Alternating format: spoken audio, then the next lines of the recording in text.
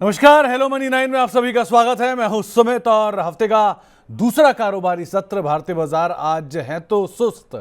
First half की तेजी थोड़ी सी फिजल आउट हुई है, लेकिन मार्केट अभी भी ब्रॉडर मार्केट्स खरीदारी के साथ ही कामकाज कर रहे हैं। यानी कि एडवांस डिक्लाइन आपको जो पहले हाफ में दिख रहा था उससे हल्का ज़रूर हुआ, लेकिन अभी भी 1600 शेयर तेजी में है और 900 शेयरों में बिकवाली है। यानी हर एक शेयर की गिरावट सामने, करीब करीब 2 शेयर जो कि तेजी में कामकाज कर रहे हैं। ये नंबर सुबह 3 था, 3 शेयर तेजी में और 1 शेयर मंदी में। अब थोड़ा सा कम जरूर हुआ। सेंसेक्स फ्लैट है, निफ्टी फ्लैट है, निफ्टी बैंक करीब करीब 1/4% नीचे है, mid cap flat to positive है, स्मॉल कैप इंडेक्स 0.5% ऊपर कामकाज कर रहा है। यानी कि इंडेक्स में पहले कंपैरिजन में थोड़ा सा हल्का मार्केट जरूर होता हुआ दिखाई पड़ा है।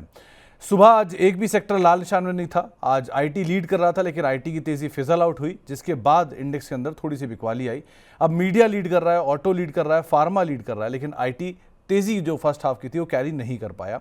आज बढ़िया लिस्टिंग हुई हाईवे इंफ्रा लिमिटेड की, उस पर हम आगे ही बातचीत करेंगे ही, लेकिन 72% प्रीमियम के साथ अभी भी कामकाज करता हुआ दिखाई पड़ रहा है। आज बातचीत करने के लिए हैदराबाद से हमारे साथ अरुण मंत्री सर मौजूद हैं, जिनसे हम चर्चा करेंगे मार्केट्स को लेकर भी और अदरवाइज भी बाजार पर बातचीत होगी। एक लंबे अंतराल के बाद अरुण सर हमारे साथ वापस आज जुड़े हैं बातचीत करने के लिए। अरुण सर नमस्कार, स्वागत है कार्यक्रम में। पहले तो उम्मीद है कि आप बढ़िया होंगे, आपकी तबीयत बढ़िया होगी, और दूसरा मार्केट्स को लेकर क्या व्यू लेकर चल रहे हो आप अभी? Sumit ji good afternoon. Sumit ji again काफी अच्छा लग रहा है आपके साथ जुड़ने में। सुमित जी मुझे लग रहा है मार्केट जहां तक बात है एक ओवरऑल ओवरसोल्ड जोन में है, और लगभग 2 डेटा जो हम ट्रैक करते हैं सुमित जी, एफआईएस के डेटा काफी ओवरसोल्ड है। थोड़ा माइनर कवरिंग कल के सेशन में देखने को मिली है। एक और राउंड ऑफ कवरिंग अगर आती है तो सुमित जी मुझे लग रहा है मार्केट तेजी से ऊपर जा सकता है। तो एक व्यू हमने बना के चला है। यहाँ पे हमारी शॉर्टिंग की कोई राय नहीं है, खासकर निफ्टी में। स्टॉक स्पेसिफिक जरूर शॉर्टिंग की राय दे सकते हैं, पर निफ्टी में फिलहाल शॉर्टिंग की राय नहीं है।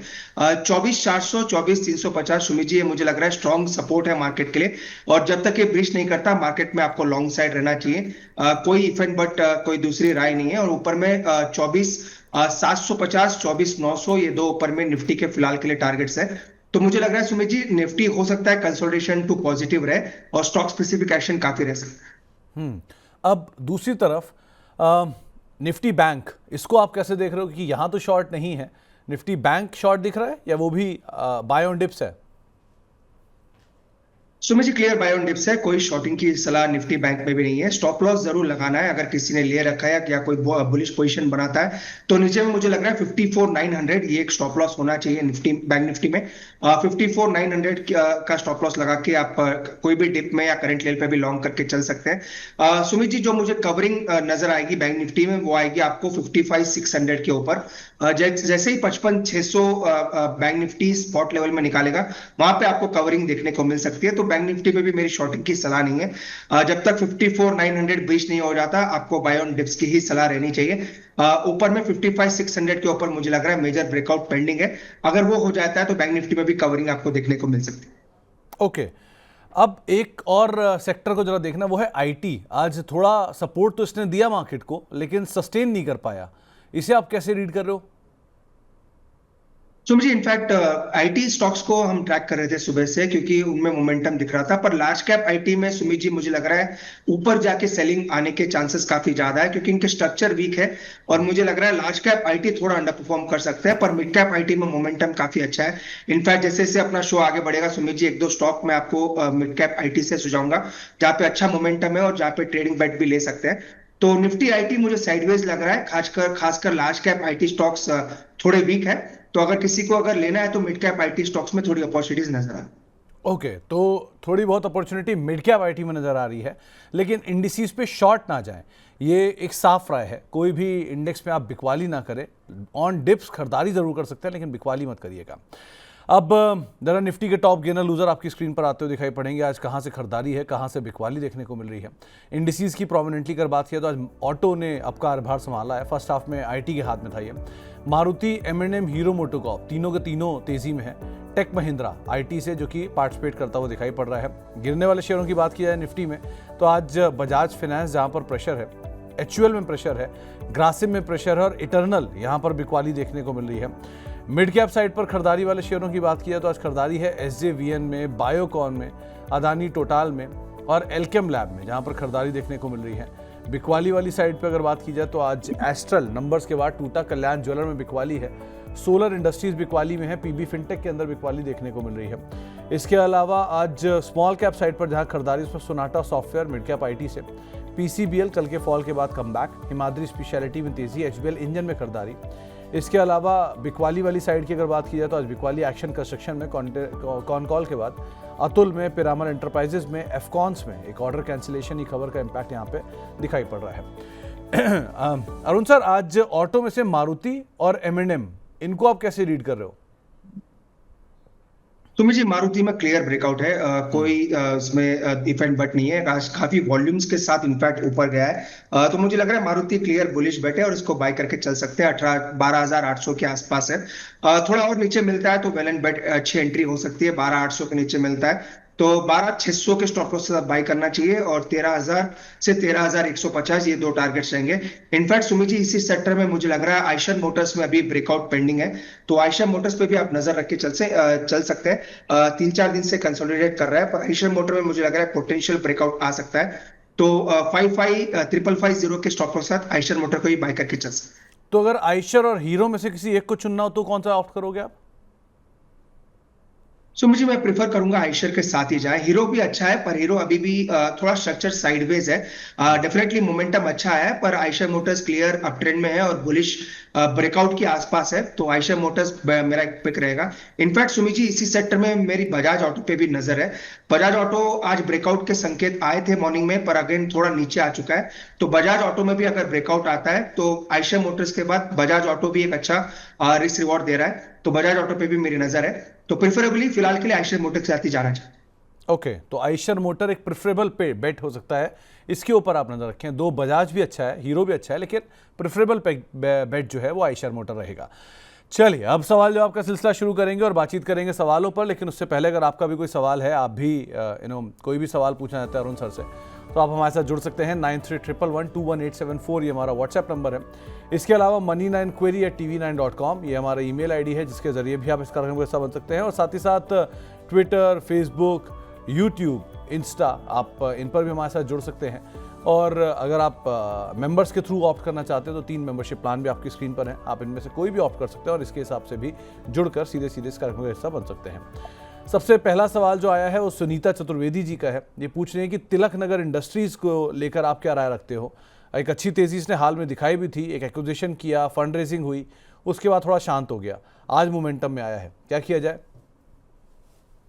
सुमित जी, स्टॉक तो अच्छा है पर इस लेवल पे खरीदारी की सलाह नहीं है, क्योंकि स्टॉक थोड़ा चल चुका है। एक ही चीज है सुमित जी जो मुझे खरीदारी के लिए रोक रही है, वो है स्टॉक का चलना, और काफी चीजें ऑलरेडी हो चुकी है, वो प्राइस पे भी आ चुका है, तो 500 रुपए के आसपास चल रहा है। इसलिए मुझे लग रहा है मार्केट में अपॉर्चुनिटीज काफी अच्छे हैं, जहाँ पे नीचे के लेवल्स पे काफी अच्छे स्टॉक्स मिल रहे हैं, तो इसीलिए मेरी खरीदारी की सलाह नहीं है। अगर इन्होंने ले रखा है तो एक स्टॉप लॉस जरूर मेंटेन करें 465 के आसपास। 465 जब तक होल्ड कर रहा है स्टॉक में बने रहे, नई खरीदारी की सलाह स्टॉक में नहीं रही। तो आपको एक राय यहाँ पर दी गई है तिलक नगर इंडस्ट्रीज के संदर्भ में भी। इसके अलावा एक सवाल सुनील कुमार जी का आया है, इन्होंने पूछा है ग्रासिम को लेकर और रेडिको खैतान को लेकर, क्या नई खरीदारी के लिए दोनों ठीक हैं, और अगर खरीदारी करें तो क्या 12 से 18 महीने के लिए इसे होल्ड कर सकते हैं? मुझे ग्रासिम एक्सेलेंट मुझे लग रहा है, ये स्टॉक काफी अच्छा रिटर्न भी दे चुका है। इनफैक्ट रिजल्ट्स थोड़े आप कह सकते हैं साइडवेज आए थे, पर चार्ट इसका काफी अच्छा है, तो ग्रासिम पे मेरी बुलिश राय है सुमित जी, और इसको डेफिनेटली लेना चाहिए। इनका व्यू वैसे भी लंबा है तो कोई दिक्कत नहीं है, 3725 3730 के आसपास चल रहा है, अच्छे लेवल्स के आसपास है। और सुमित जी, जहां तक ऊपर के अगर रिट्रेसमेंट एक्सटेंशंस निकालते हैं तो मुझे लग रहा है 3000 तक के लेवल्स इनको लॉन्ग टर्म में देखने को मिल सकते हैं। रैडिको अगेन एक स्टॉक है सुमित जी जो एक न्यूज में काफी रहता है और काफी चल चुका है, तो रैडिको पे मेरी सलाह इनको रहेगी कि 2800 के आसपास अगर किसी भी वक्त मिलता है तो जब स्टॉक को बाय करें, थोड़ा डिप में बाय करेंगे तो ज्यादा बेटर है, पर दोनों में से अगर एक चूज करना है तो ग्रासिम ज्यादा बेटर पिक रहे। तो ग्रासिम ज़्यादा बेटर बेट रहेगा, आप उसके हिसाब से यहाँ पर रणनीति बनाते हैं, उसके हिसाब से ही आप लॉन्ग टर्म में रह सकते हैं। HBL इंजीनियरिंग को लेकर मोहित जी की तरफ से एक सवाल आया है, ये पूछ रहे हैं कि इसमें क्या करना चाहिए। 2 दिन में शेयर बढ़िया चला है नंबर्स के बाद, आज भी अपमूव में है, क्या किया जाए? तो मुझे इनफैक्ट कल इस पे एक व्यू भी शेयर किया था। ये स्टॉक काफी चल चुका है और रिजल्ट्स के साथ चला है, तो डेफिनेटली ब्रेकआउट सस्टेन करेगा। पर चूंकि 2 दिन में ऑलमोस्ट आप कह सकते हैं 17-18% की रैली हो चुकी है, तो यूजुअली एक रिट्रेसमेंट आता है, एटलीस्ट 30-40% रैली का रिट्रेसमेंट आएगा, जो इसको वापस शायद एक बार 670-680 तक ला सकता है। तो 670-680 के आसपास मिलता है, तो वहां पे एंट्री करके चल सकते हैं। ओके, तो 680 670 की रेंज में कहीं मिले तो वहाँ पर आप खरीदारी करें, वो ज़्यादा बेहतर है। सिद्धार्थ नाथ साहब, ये हमारे मेंबर भी हैं, इनका एक सवाल आया है कोरोमंडल इंटरनेशनल को लेकर। 2658 रुपये के दाम पे इन्होंने खरीदारी की है। इन्होंने खरीदारी उस स्टॉक में की है जो कि फर्टिलाइज़र का सबसे स्ट्रॉन्ग स्टॉक था एक टाइम पर, और बढ़िया तेज़ी के बाद ये टॉप पर इसमें एंटर कर गए। अब क्या करना चाहिए, इनका नज़रिया छोटी अवधि के लिए भी और लंबी अवधि के लिए भी चाहिए इन्हें? सुमित जी, अगर शॉर्ट टर्म के लिए लिया है तो वैसे तो अगर आप शॉर्ट टर्म की बात करते हैं तो इसका स्टॉप लॉस ट्रिगर हो चुका है जहां पे इन्होंने एंट्री की है। स्टिल चूंकि ये होल्ड कर रहे हैं, इसका जो फ्रेश स्टॉप लॉस आएगा या जो सपोर्ट निकल के आ रहा है 2345 के आसपास है, तो 2345 का एक स्टॉप लॉस जरूर मेंटेन करें। स्टॉक अच्छा है, जैसा कि आपने सही कहा, कोरोमंडल सबसे स्ट्रॉन्गेस्ट स्टॉक है और रिजल्ट भी इसके काफी शानदार देखने को मिले थे, तो 2345 इसका स्टॉप लॉस मेंटेन करें। और जहां तक लॉन्ग टर्म की बात है, लॉन्ग टर्म का स्ट्रक्चर अभी भी मजबूत है, तो लॉन्ग टर्म में वैसे कोई दिक्कत नहीं है। पर शॉर्ट टर्म में अगर इन्होंने ले रखा है या शॉर्ट टर्म के लिए ही रखना चाहते हैं, तो 2345 का स्टॉप लॉस जरूर मेंटेन करें। तो आपको एक राय दी गई है कोरोमंडल इंटरनेशनल संदर्भ में, लेकिन अगर आप छोटी अवधि के लिहाज से जा रहे हैं तो भी, और लंबी अवधि के लिहाज से जा रहे हैं तो भी, आप इसके हिसाब से रणनीति बना सकते हैं। JSW एनर्जी को लेकर सोनम यादव जी पूछ रहे हैं कि आपका व्यू क्या रहेगा। वैसे भी ये वैल्यू वाइज तो बेटर है, लेकिन बहुत समय से शांत है, अब क्या करें? तो मुझे एक्सेलेंट स्टॉक है। इनफैक्ट हमने इसको मार्क करके रखा है 550 के ऊपर इसका ब्रेकआउट है, तो अभी तक इसका ब्रेकआउट आया नहीं है, पर ये स्टॉक काफी अच्छा कंसोलिडेट कर रहा है। और कंसोलिडेशन के बाद जब भी ब्रेकआउट आएगा सुमित जी, मुझे लग रहा है ये इजीली आपको 585 590 तक के लेवल दिखा सकता है। अगर आप प्रीएम्प्ट करके बाय करना चाहते हैं तो भी इसको कर सकते हैं, 520 का स्टॉप लॉस लगा के बाय कर सकते हैं। अगर आपने ले रखा है तो भी 520 का स्टॉप लॉस लगाएं, पर इसका जो मोमेंटम शुरू होगा वो 550 के ऊपर होगा। जैसे 550 निकलेगा, मुझे लग रहा है 580 585 तक के लेवल्स इसमें देखने को मिल सकते हैं। तो स्टॉक काफी अच्छा है और मुझे लग रहा है मोमेंटम ऊपर की तरफ ही रहना चाहिए। तो मोमेंटम ऊपर की तरफ ही रहेगा। बढ़िया कंपनी वैसे भी है, तो उसको उस हिसाब से भी आप देखिएगा। आलिया डिसूजा जी का एक सवाल है कि ये सुजलॉन में एंट्री करने की इच्छा रख रही हैं, कहाँ पे एंट्री करनी चाहिए और क्या एंट्री करनी चाहिए कि नहीं? सो मुझे अगेन सुजलॉन मैं रिकमेंड करता नहीं हूँ कभी भी वैसे, पर क्योंकि ये काफी ट्रेडर फ्रेंडली स्टॉक है और काफी लोगों की पोजीशंस होती है। स्टिल जो हमने सबके साथ व्यू शेयर किया, आपके साथ भी शेयर करता हूँ, अगर एंट्री करनी है तो 62-63 के बीच में एंट्री करें, 60 रुपीज का स्टॉप लॉस लगाएं, ताकि आपका रिस्क रिवॉर्ड फेवरेबल रहे और ऊपर में 68 के टारगेट रहेंगे। अब ये स्टॉक एफएनडो में भी आ चुका है, तो उस चीज का भी जरूर ध्यान रखें। एंट्री 62-63 के बीच में करनी है और 60 रुपए का स्टॉप लॉस लगाना है और 68 के ऊपर में टारगेट है। तो 68 के ऊपर के टारगेट्स आप इसमें ले सकते हैं, लेकिन यूजुअली इसमें अरुण सर कोई खरीदारी या रिकमेंडेशन नहीं देते हैं, लेकिन अगर आप फिर भी चाह रहे हैं तो आपको एक लेवल यहाँ पर दिया गया है। शेफ आकाश जी का एक सवाल आया है, इनके पास एक्शन कंस्ट्रक्शन में 1268 रुपये के दाम पे खरीदारी है, 3 साल का नज़रिया है, और ये शेयर वैसे तो ठीक है, लेकिन एनालिस्ट कॉल थोड़ी सी वीक रही, जिसका एक इम्पैक्ट देख रहे हैं आप, क्या 950 के नीचे आ गया है। क्या करना चाहिए इसमें? अगेन सुमित जी, ये फंडामेंटली काफी अच्छा स्टॉक है, इसको मैं ट्रैक भी करता हूँ और शायद आप भी ट्रैक करते हैं, पर क्योंकि रिजल्ट्स के बाद कॉल के बाद लगातार स्टॉक नीचे आ रहा है, तो फिलहाल मुझे लग रहा है बेस फॉर्मेशन का वेट करें। अगर इन्होंने खरीदा नहीं है, खरीदना है, तो मुझे लग रहा है समवेयर 900 के आसपास हो सकता है स्टॉक का बेस बनता हुआ नजर है। तो फिलहाल खरीदारी की सलाह नहीं है, क्योंकि अभी फॉलिंग नाइफ है, थोड़ा स्टॉक तो कंसोलिडेट होने दे, पर 900 के नीचे अगर कभी भी कंसोलिडेट करके वापस ऊपर जाने का अगर ये बेस बनाता है तो वो एक अच्छे लेवल्स रहेंगे। तो फिलहाल मुझे लग रहा है सुमित जी 880 से 900 के आसपास आ सकता है, वहां पे हो सकता है एक बार स्टॉक सपोर्ट ले सकता है। एक बार ग्रैन्यूल्स इंडिया देखिए, अभी इसके नंबर्स आए थोड़ी देर पहले, नंबर्स में तो ड्रॉप था, नंबर्स के बाद तो एकदम से नीचे डिप दिया था, लेकिन जो बिटवीन द लाइन है नंबर्स की, वो कमेंट्री काफ़ी पॉजिटिव दिखाई पड़ रही है on a face of it, इसलिए स्टॉक में लोअर लेवल से रिएक्शन भी आ रहा है। कैसे रीड कर रहे हो आप इसे? तो मुझे इसमें स्टॉप लॉस लगाना चाहिए। नंबर्स मैंने देखे नहीं है फ्रेंकली, पर ये स्टॉक अभी भी एकदम अपने टेक्निकल सपोर्ट के आसपास है। ट्रेंड क्योंकि साइडवेज है इसलिए स्टॉप लॉस जरूर लगाएं। 438 का एक सपोर्ट है, 438 438 का स्टॉप लॉस मेंटेन करें। रिजल्ट के ऊपर रिएक्ट करेगा, पर मुझे लग रहा है स्टॉप लॉस जरूर मेंटेन करें, क्योंकि हाई बीटा स्टॉक है, मोमेंटम दोनों साइड काफी फास्ट देता है। तो 438 नीचे में स्टॉप लॉस रहेगा। अगर मोमेंटम बनता है तो 464 तक स्टॉप जा सकता है। तो 464 तक ये जा सकता है अगर मोमेंटम इसमें कैरी होता है, लेकिन हाँ स्टॉप लॉस को आप ज़रूर यहाँ पर साथ लेकर ही चलिएगा, उसके बिना आप पोजीशंस को नेकेड साइड पर एटलीस्ट होल्ड मत करिएगा। संजीव कुमार जी जो कि हमारे एक मेंबर भी हैं, इन्होंने सवाल पूछा है नुवोको विस्टा को लेकर, और साथ साथ जुबिलेंट में भी इनकी एक पोजीशन है। I think Jubilant Agri and Consumer, हाँ जुबिलेंट एग्री एंड कंज्यूमर प्रोडक्ट्स को लेकर भी इनकी खरीदारी है। लेवल इन्होंने दोनों के नहीं मेंशन किए हैं, लेकिन दोनों के चार्ट्स क्या आपको मेंशन कर रहे हैं? तो मुझे नोवोको का तो काफी अच्छा चार्ट है। ओवरऑल मुझे लग रहा है नोवोको की जहां तक बात है 450 के आसपास चल रहा है और काफी स्ट्रॉन्ग चार्ट इसका बना हुआ है। मोमेंटम काफी अच्छा है, पर आई डोंट नो इन्होंने कितने में लिया है, पर अगर ले रखा है तो डेफिनेटली होल्ड करें। टारगेटेड लेवल्स 485 तक के रहेंगे, और नीचे में अगर ट्रेलिंग स्टॉप लॉस लगाते हैं तो 422 के आसपास लगाना चाहिए। तो 480 485 वहां तक तो मुझे लग रहा है ये स्टॉक जाना ही चाहिए। और जहां तक जुबिलेंट एग्रो की बात है, मुझे लग रहा है ये स्टॉक अपने हाई के आसपास चल रहा है, 2480 के आसपास आ चुका है। Again Sumit ji, fresh entry की सलाह तो नहीं है क्योंकि काफी मोमेंटम ऑलरेडी बन चुका है, पर चूंकि चल चुका है इसलिए स्टॉप लॉस 2300 का आसपास जरूर मेंटेन करें। ओके, तो 2300 के आसपास आप स्टॉप लॉस ज़रूर मेंटेन करिएगा, ये आपको एक राय दी गई जुबिलेंट एग्री एंड कंज्यूमर्स को लेकर। एनएसडीएल में रविंद्र जी पूछ रहे हैं कि क्या करना चाहिए। एक स्टार परफॉर्मर, पिछले 3 दिनों में लिस्टिंग के बाद से 50% गेन और अभी भी 1.5% ऊपर, क्या करना चाहिए इसमें? सुमित जी, एक चीज का ध्यान रखें, जिन्होंने भी एनएसडीएल ले रखा है आज उसके रिजल्ट्स हैं, आज हो सकता है मार्केट के बाद या मार्केट के ड्यूरिंग भी आ सकते हैं, तो उस चीज का जरूर ध्यान रखें। सेकंड सुमित जी, हमने एक यूनिवर्सल राय बना रखी है, इसको बाई करना है 6 महीने के लिए। शॉर्ट टर्म के लिए तो फिलहाल बाई करने की सलाह लास्ट 3-4 दिन से नहीं देने, क्योंकि काफी क्वेरीज इस पे सुमित जी देखने को मिल रही है, पर लॉन्ग टर्म के लिए एक्यूमुलेशन जरूर करना चाहिए। क्योंकि आज रिजल्ट है, एक benefit of doubt they they, result कैसे आएंगे ये कहना मुश्किल है। रिजल्ट्स के बाद क्या कैसा निकल के आता है, डिप मिलता है तो कहां पे ऐड करना है जरूर बताएंगे। मुझे लग रहा है सुमित जी ये लॉन्ग टर्म वाला स्टॉक है, मिनिमम 6 मंथ्स अगर आप रखेंगे तो यहां से भी अच्छा रिटर्न देखने को मिल सकता है। तो फिलहाल रिजल्ट के बाद इसमें फ्रेश कॉल लेके चलेंगे, अगर है तो डेफिनेटली होल्ड करके चलना चाहिए। तो अगर है तो आप होल्ड कर सकते हैं, लेकिन अगेन आज नंबर्स हैं तो थोड़ा कॉशियसली ऑप्टिमिस्टिक स्टांस रखिएगा, क्योंकि तेज़ तो है लेकिन नंबर में अगर कोई भी इफ एंड बट आया तो स्टॉक उसी के हिसाब से रिएक्ट करेगा, तो उस पार्ट को भी आप ज़रूर ध्यान रखिएगा नंबर्स के साथ साथ एटलीस्ट।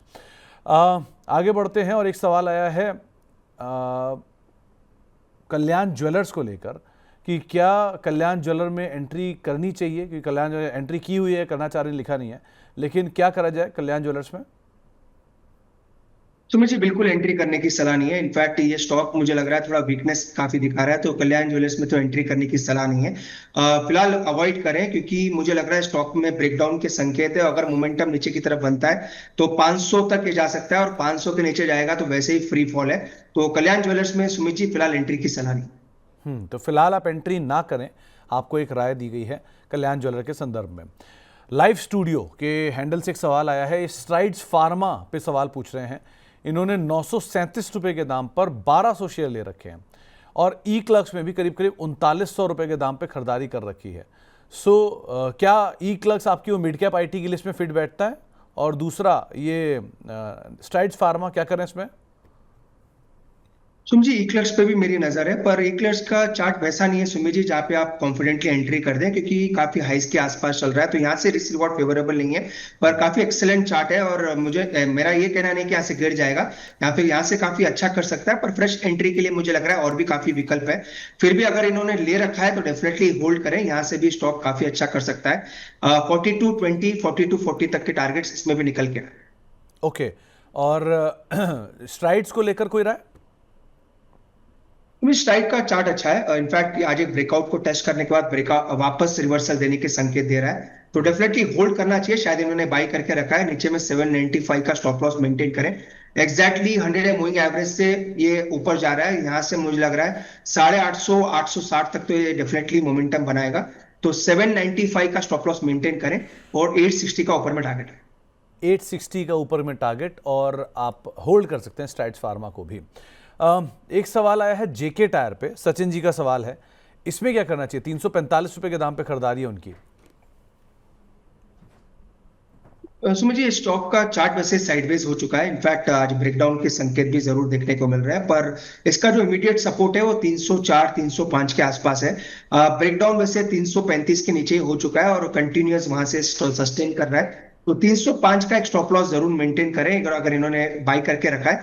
उसके नीचे वीकनेस काफी बढ़ सकती है। तो उसके नीचे थोड़ी सी गिरावट यहाँ पर और गहरा सकती है। जेके टायर को लेकर भी एक राय आपको दी गई है। स्पेशलिटी केमिकल में आज थोड़ा बज है, ये आबिद साहब का कहना है, वो हमारे मेंबर भी हैं। इन्होंने हिमाद्री, पीसीबीएल, अमल 3 का एग्जाम्पल दिया है। इनमें से कोई आपको सही लग रहा है क्या? पीसीबीएल, हिमाद्री के तो चलिए नंबर कॉल हुई है, अमल ऑलरेडी लोअर लेवल से चला भी है, और पीसीबीएल ये कल की गिरावट और आज कम बैक में है। क्या किया जाए इनमें? तो मुझे सेक्टर का तो कहना मुश्किल है, क्योंकि इसको अभी डीपली ट्रैक नहीं किया है अभी तक। पर ये स्टॉक में अगर तीनों में से प्रिफर्ड करना है तो पीसीबीएल एक चार्ट ज्यादा अच्छा लग रहा है। I don't know Sumit ji इसका एग्जैक्ट बिजनेस क्या है, मुझे इसका थोड़ा कम उसके ऊपर कमेंट रहेगा, पर चार्टिकल वाइज स्टॉक काफी अच्छा लग रहा है। इनफैक्ट आज एक मारुबुजो कैंडल बनाया और ये स्टॉक का काफी स्ट्रॉन्ग ट्रेंड बता रहा है। तो अगर इसको लेना चाहता है तो ले सकते हैं। 380 के आसपास अच्छी एंट्री बनेगी। 368 का स्टॉप लॉस जरूर मेंटेन करना चाहिए। कौन सा चार्ट बोला आपने अरुण सर? पीसीबीएल का सुमित जी, मैंने वैसे कौन से सेक्टर में ट्रैक नहीं किया नहीं है। नहीं, मैं मारुबुजो पूछ रहा कैंडल हूं, में कह रहा था। आपने कोई एक चार्ट बोला अभी अभी, कौन सा है वो? मारुबुजो कैंडल जो एक लॉन्ग ग्रीन कैंडल होती है, जिसका ओपन और लो सेम होता है, फिर स्टॉक ऊपर जाता है। तो ये कैंडल सुमित जी मुझे लग रहा है काफी स्ट्रॉन्ग कैंडल है। मारो बूजो। हाँ, अच्छा, कुछ नया सीखने को मिला, सुनने को मिला। हो रही सकता है बात सुमित जी मेरा प्रोनाउंसिएशन थोड़ा गलत हो सकता है स्टॉक इस टर्म का, पर जी, ये कैंडल काफी स्ट्रॉन्ग है। तो ये कैंडल बनती कब है आमतौर पे? सुमित जी अगर डाउन ट्रेंड में बनती है और वॉल्यूम के साथ बनती है तो काफी स्ट्रॉन्ग कैंडल होता है, जो कि पीसीबीएल में देखने को मिल रहा है। ऑलमोस्ट 2 हफ्तों की डाउन ट्रेंड के बाद ये कैंडल बनी है। तो इसका लो आपका स्टॉप लॉस होता है और आप इसमें लॉन्ग एंट्री करके चल सकते हैं। तो मतलब कोई स्टॉक अगर डाउन ट्रेंड में आ रहा होता है और डाउन ट्रेंड में आते आते उसमें ग्रीन कैंडल बन जाए, तो उसको हम इस तरह की कैंडल मानते हैं, राइट? सो मुझे ग्रीन कैंडल का मेरा मतलब है ग्रीन कैंडल काफी बड़ी होनी चाहिए और डाउन ट्रेंड में स्टॉक होना चाहिए। थर्डली जो वॉल्यूम्स है वो काफी अच्छे होने चाहिए। लास्ट एटलीस्ट डाउन ट्रेंड के लास्ट 4-5 दिन के हाईएस्ट वॉल्यूम होने चाहिए। और सुमित जी इसका सिग्निफिकेंस ये है कि डाउन ट्रेंड में स्टॉक ओपन हुआ, फिर उसमें सेलिंग नहीं आई है, कंटिन्यूस अप ट्रेंड देखने को मिला है। अगर ये कैंडल ऐसे के ऐसी 3 बजे तक रहती है तो मुझे लग रहा है ये स्ट्रॉन्ग कैंडल होता है और स्टॉप लॉस डिफाइंड हो जाता है। सुमित जी इसमें स्टॉप लॉस उसी दिन का लो होता है जो कैंडल का लो है, और इसको मोमेंटम के लिए कैरी करके चल सकते हैं। तो काफी सिग्निफिकेंस है सुमित जी। ये कैंडल यूजुअली अच्छा वर्क करती है। ओके, रही बात पीसीबीएल की, तो पीसीबीएल जो है वो देश की सबसे बड़ी और दुनिया की 7वीं सबसे बड़ी कार्बन ब्लैक प्रोड्यूसर है। कुल 790 किलो टन पर एनम की इसकी कैपेसिटी है कार्बन ब्लैक की, और 678 किलो टन रबड़ की कैपेसिटी है रबड़ ब्लैक की, और 112 किलो टन स्पेशलिटी ब्लैक की कैपेसिटी है। केमिकल सेगमेंट में कंपनी कामकाज करती है। दुनिया की 3 सबसे बड़ी प्रोड्यूसर्स जो कि फॉस्फोनेट बनाती है 275 तरह के प्रोडक्ट, उसमें इसका नाम शुमार है, और 75% या 50% रेवेन्यू वहाँ से आता है। ये Sanjeev Goenka group, RPG Sanjeev Goenka group की कंपनी है और कार्बन ब्लैक में स्पेशलाइज करती है। तो फंडामेंटल तो अच्छे हैं ही, इसमें कोई दो राय नहीं है, और आपको एक टेक्निकल राय भी यहाँ पर दी गई है पीसीबीएल के संदर्भ में। आगे बढ़ते हैं, और अगला सवाल जो हमारे पास आया वो है हीरो मोटोकॉर्प को लेकर। रविंद्र बोरसे साहब के पास ये शेयर है 4000 रुपये के दाम पे। आप मान ही रहे हो कि ये शेयर वैसे ही बढ़िया है इस समय, लेकिन ये प्रॉफिट कहाँ बुक करें? इनको ऑलरेडी 11-12% प्रॉफिट आ रहा है, अभी क्या करना चाहिए इसमें? सुमित जी अच्छा है, प्रॉफिट बुक करने की सोच रहे हैं। सेकंड सुमित जी, इनको पहले तो प्रॉफिट लॉक इन कर ले 4400 पे। 4400 के ऊपर अच्छा ब्रेकआउट हुआ है तो पहले तो वहां पे ट्रेलिंग स्टॉप लॉस जरूर लगाएं। और चूंकि मोमेंटम अच्छा है, अगर यहाँ से मोमेंटम कैरी होता है तो 4850 से 4890 वहां तक कैरी हो सकता है। तो 4400 का ट्रेलिंग स्टॉप लॉस लगा लें, चूंकि ब्रेकआउट उसी के आसपास हुआ है, और 4800 के आसपास प्रॉफिट बुक करके चल सकते हैं। तो 4800 के आसपास आप कहीं प्रॉफिट बुक करके चलिए, ये आपको एक राय दी गई है।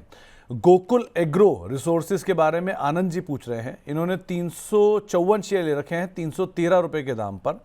अब आपसे पूछ रहे हैं कि इसमें करना क्या चाहिए। तो मुझे एक्सेलेंट चार्ट है, पर अगेन वही चीज मैं कह रहा हूँ कि स्टॉक थोड़े चल चुके हैं, तो स्टॉप लॉसेस का जरूर ध्यान रखें। इनफैक्ट ये स्टॉक गिरा नहीं है और ये टेक्निकली काफी साउंड अभी भी लग रहा है। इसका जो स्टॉप लॉस निकल के आ रहा है सुमित जी, वो 289 के आसपास है। अगेन स्टॉप लॉस थोड़ी दूर है, पर 289 का स्टॉप लॉस मेंटेन करें। मोमेंटम कैरी होता है तो मुझे लग रहा है 340 तक ये कैरी हो सकता है। तो रिस्क रिवॉर्ड अच्छा है, 289 का स्टॉप लॉस लगा लें और 340 का ऊपर में टारगेट है।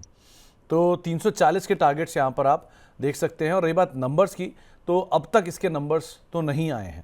आज आए हैं तो पता नहीं, कल तक तो नहीं आए थे एटलीस्ट के नंबर्स।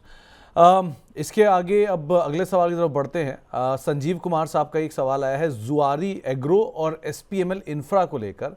उनका कहना है कि ये दोनों ही स्टॉक्स में मल्टी ईयर ब्रेकआउट आया है। क्या आप भी ऐसा रीड कर पा रहे हो क्या कि ये मल्टी ईयर ब्रेकआउट इनमें है, और अगर है तो कहाँ तक जा सकता है ये?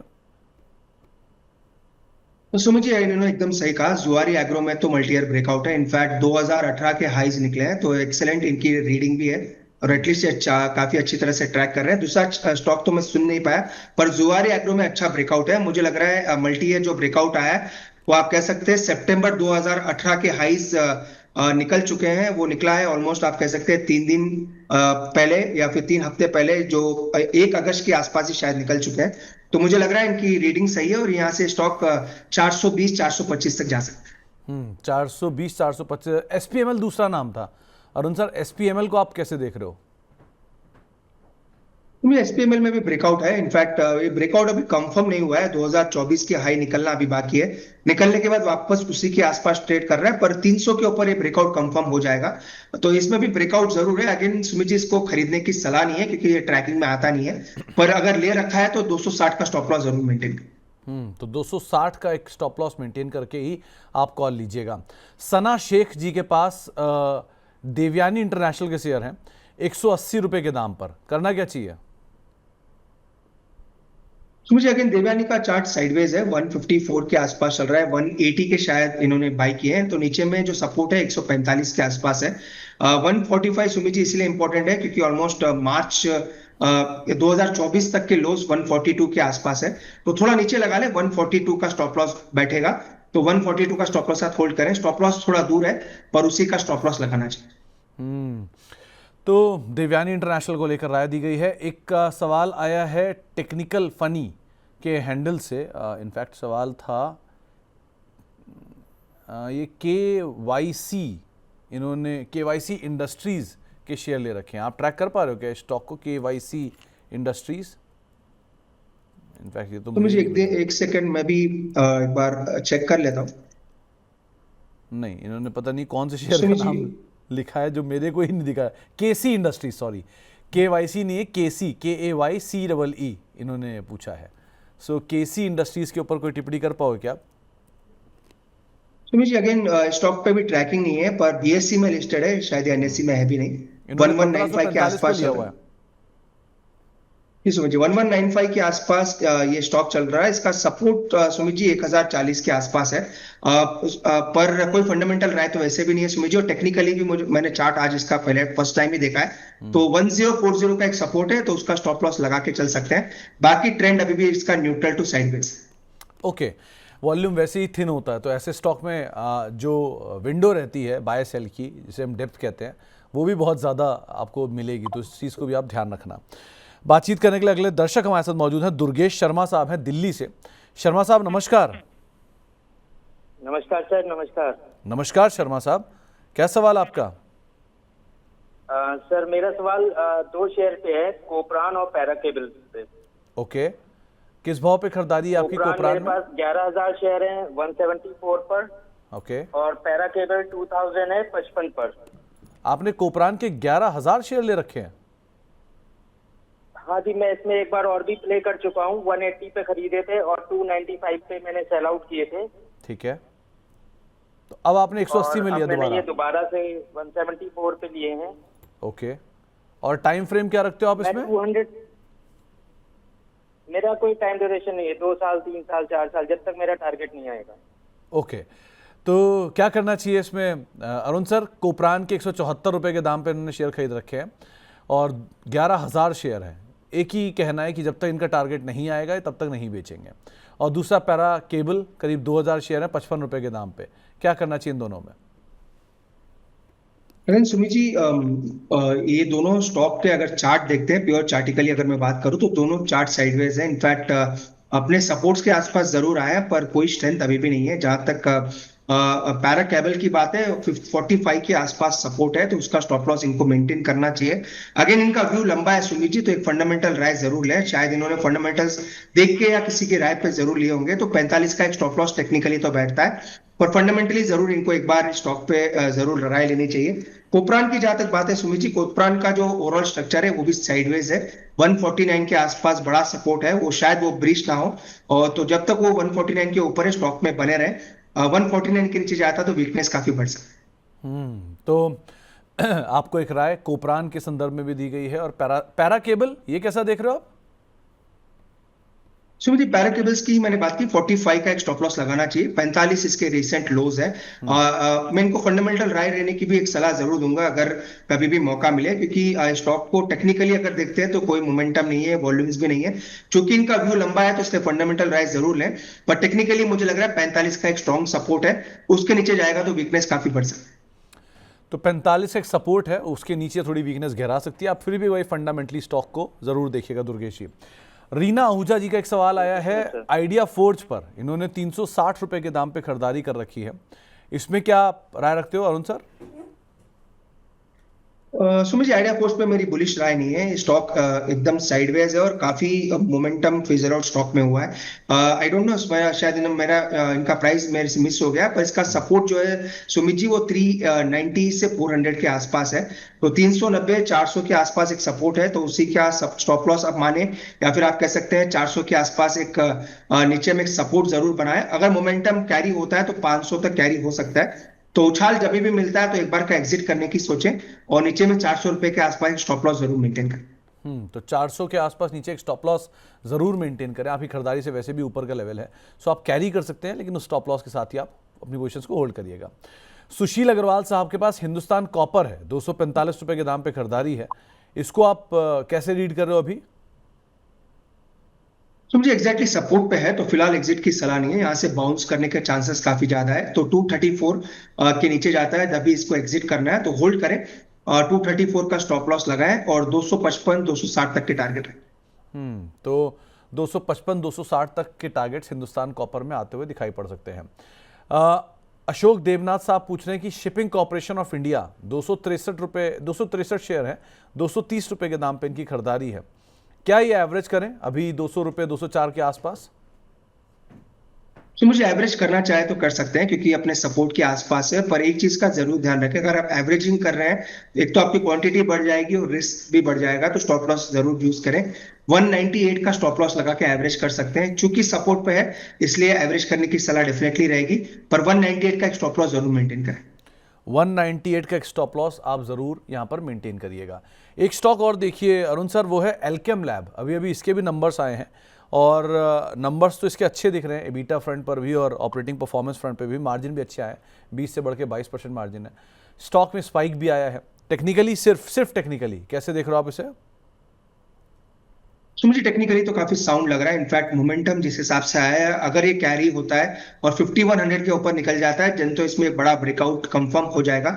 वैसे भी मोमेंटम अच्छा लग रहा है। आई डोंट नो इसका रिजल्ट के ऊपर कैसा ये रिएक्ट और करेगा।